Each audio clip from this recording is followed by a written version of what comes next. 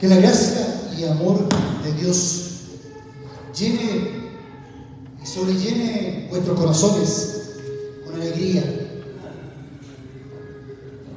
ya que anoche no nos acostamos muy alegres. Viendo la televisión, cómo se levantaba la sombra de la guerra ahí en Medio Oriente.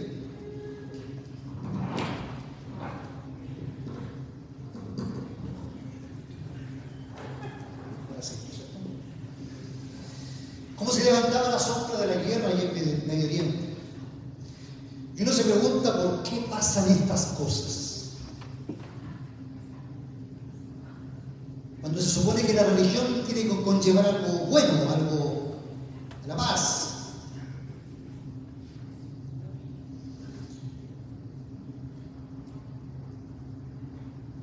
¿Qué pasa en Occidente? ¿Cómo vemos la religión en Occidente? ¿Cómo entender esto?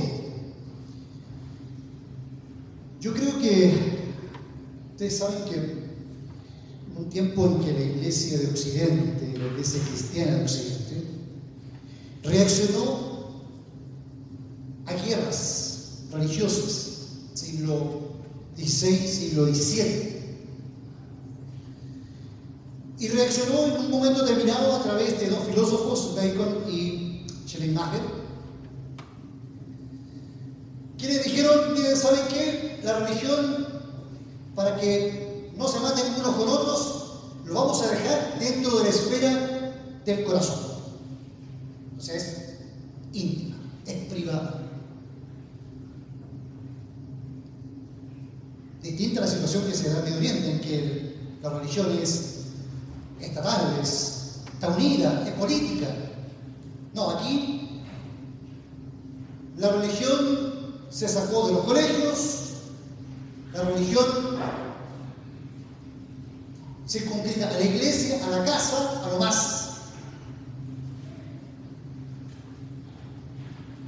Y eso, lamentablemente, en el lado occidental, debilitó a la iglesia, debilitó a la fe.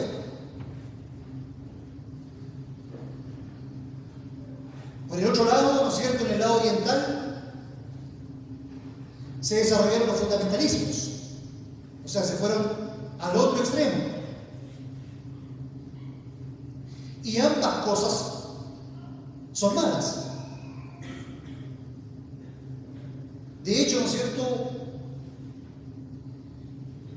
Occidente, en términos espirituales, podríamos decir que es un área del continente media sosa. Una sal que se desvaneció.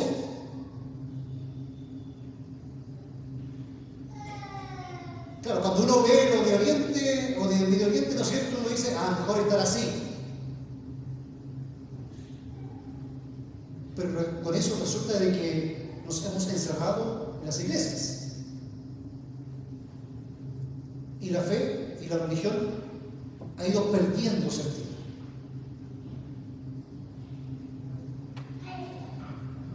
Lo que estamos viendo hoy en ese sector en que caen misiles es un aspecto de la religión muy malo, la peor cara, diría yo. Pues no solamente afecta a la política, lo geoestratégico, lo cultural y lo social, mientras en Occidente se trata de acorralar a la religión y por lo tanto tenemos dos realidades completamente distintas. Posturas religiosas, las de Medio Oriente, que dan vergüenza mundial.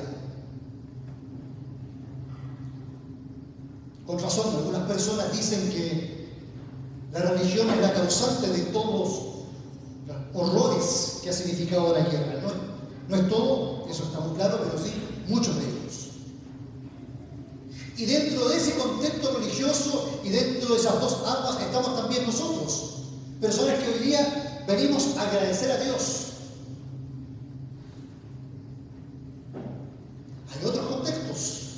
que vimos, con respecto a lo que vimos anoche. Algunos, ¿no es cierto?, que inmediatamente se fueron al libro de Apocalipsis, ¿no?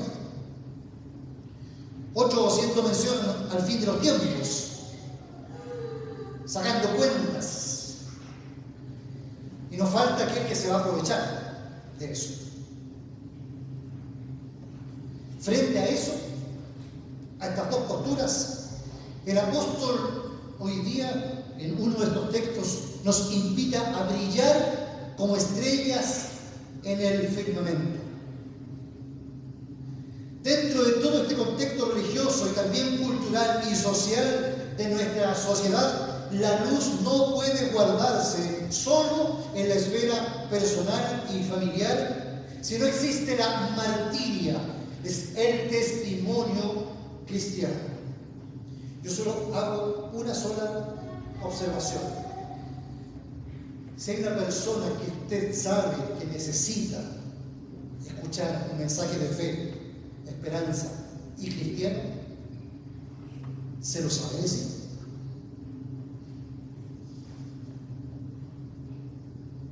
Quizás nuestra iglesia, como simplemente vino como una iglesia llegada desde Europa, lista, no tuvo la necesidad de compartir su fe, porque más aún a nosotros nos encerraron entre cuatro paredes también, aquí nosotros.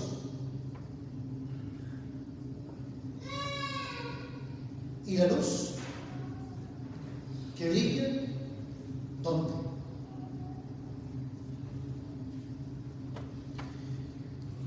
Las palabras del apóstol Pablo señalan: ustedes fueron rescatados por nuestro Señor Jesucristo, por la cruz, y fueron levantados por su resurrección. Ahora, esa fe debe dar frutos. Vivan como hijos de luz. ¿Cómo? Luchando contra corriente. El apóstol Pablo le gusta eso. Mientras tenemos un mundo donde si me atacas, te ataco, ¿qué dijo Jesucristo? Bien, coloca la otra mejilla. Y el que coloca la otra mejilla, ganó. El que coloca la otra mejilla, ganó. Veamos lo que es Israel.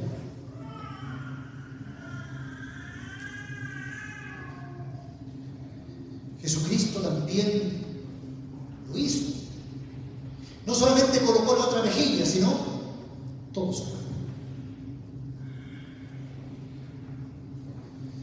Cierto, hay que reconocer, la iglesia no siguió estos lineamientos de Jesús, por ejemplo, las cruzadas o las guerras religiosas del siglo XVI. Y eso tiene un costo. Pero Jesús también murió para pagar por el precio de ese pecado de la iglesia toda. ¿En qué cayó?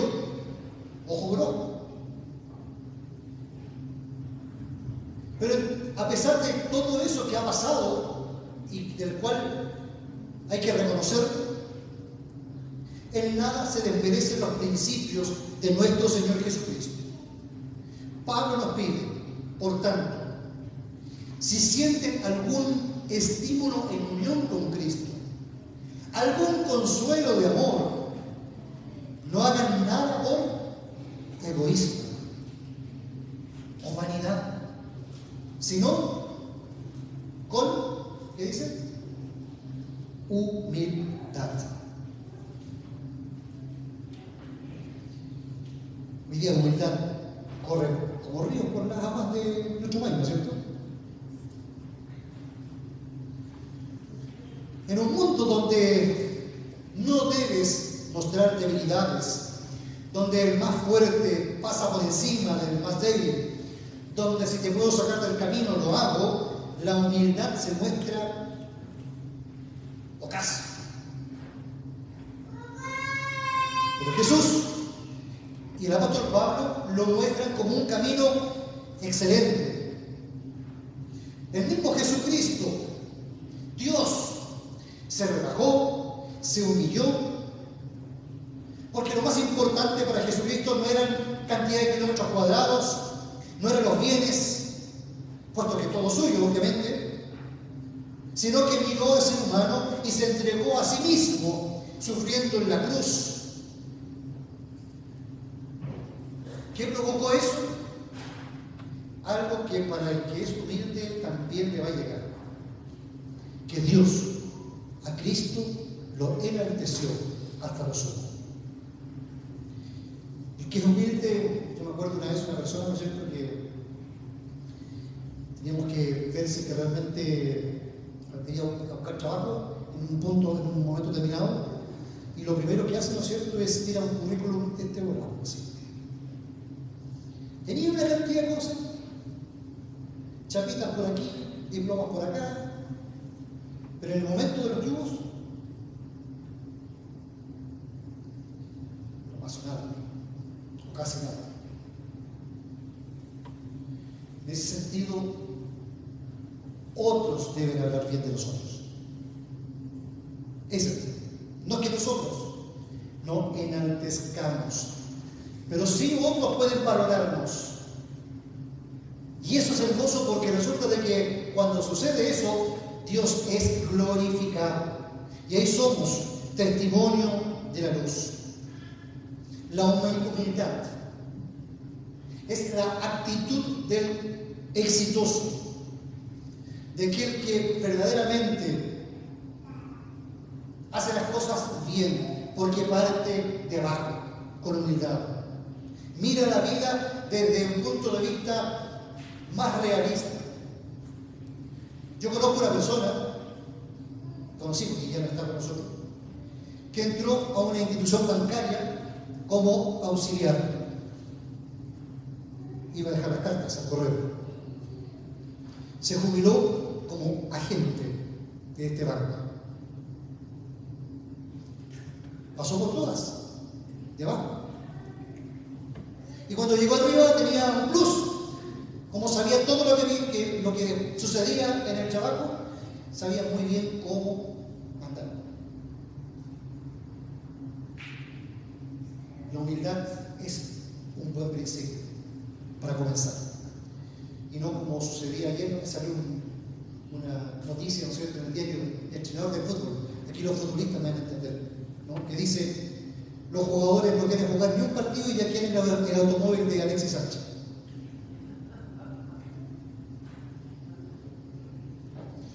¿Cómo vivir como hijos de luz? ¿Cómo vivir como hijos de luz? Afírmense. Vivan sin quejas. Aquí en Chile no nos quejamos nada, ¿no? Vivan sin contiendas. En Chile ocupamos tanto tiempo en echarle la culpa al empedrado y en quejarnos, que no sé cuánta plata se va. Cierto, las personas tienen quizás el derecho de manifestarse, pero saben que una vez me sorprendí, estábamos en Alemania, y en uno de los viajes una vez tuvimos que hacer nos llevaron a un culto en la noche. Cuando llegamos, sorpresa, carteles, una manifestación. Sí, también hay manifestación ahí. Pero eran las 8 de la noche. Y dije, ¿cómo es posible? Y alguien me dijo por ahí, es que acá, si tú quieres manifestarte, tiene que ser después del horario laboral.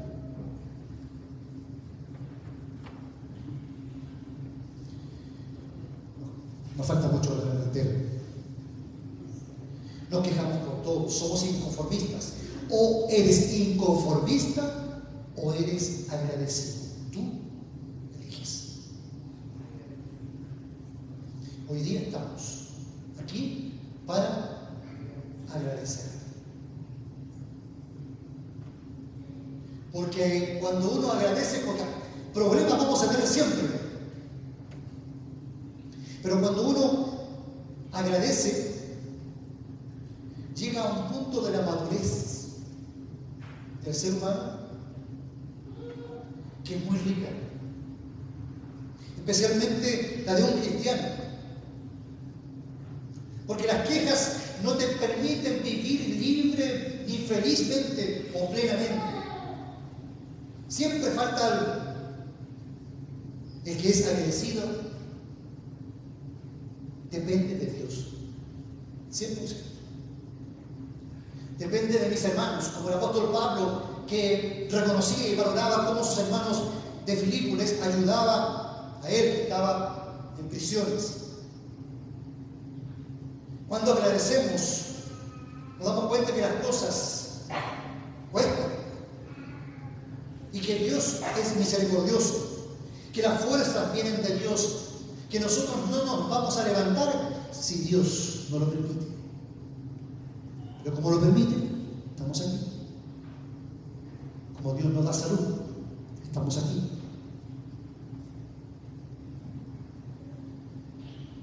Lo peligroso es sabernos autosuficientes. La vulnerabilidad nos produce depender de Dios y buscar refugio en personas que nos pueden ayudar, como la familia, la iglesia, los buenos amigos y Dios. Y en último lugar, vivir en la luz también es vivir en la comunión unos con otros. Es caminar juntos. No es lo mismo que solo. El poeta bíblico dice, comillas, uno solo puede ser vencido, pero dos pueden resistir.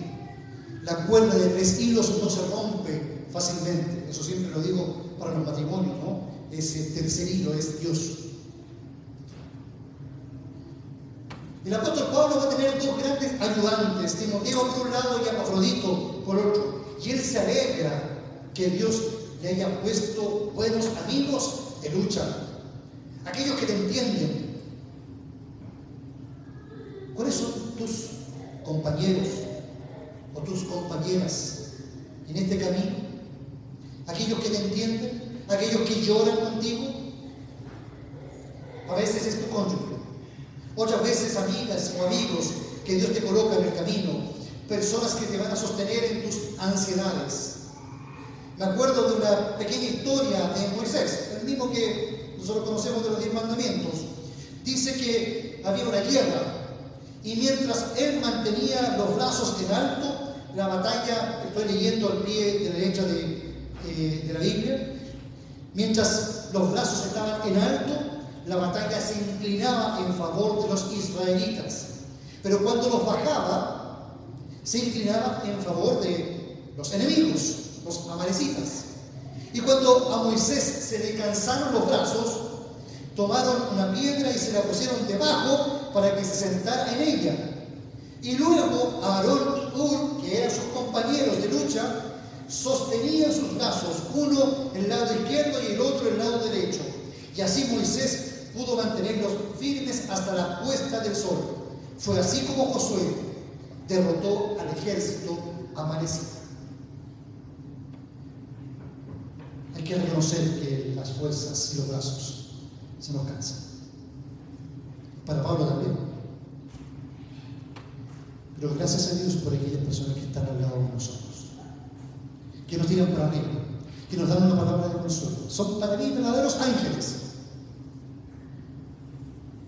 También podemos nosotros ser ángeles para otros.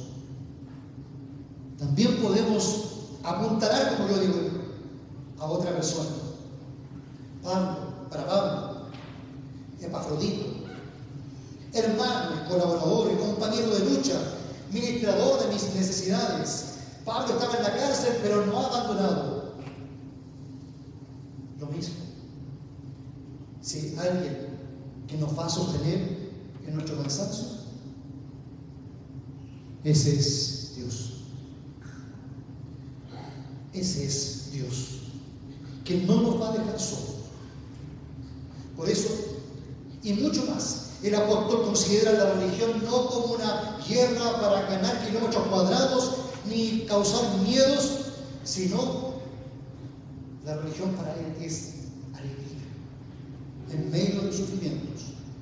Es algo positivo y por eso la iglesia cristiana debe destacar la gracia de Dios, la paz, lo positivo, la luz en medio de este mundo de oscuridad. La fe como un continuo gozo que dará más elementos para seguir adelante en la carrera cristiana. Que Dios precisamente nos sostenga y nos guarde hoy y siempre.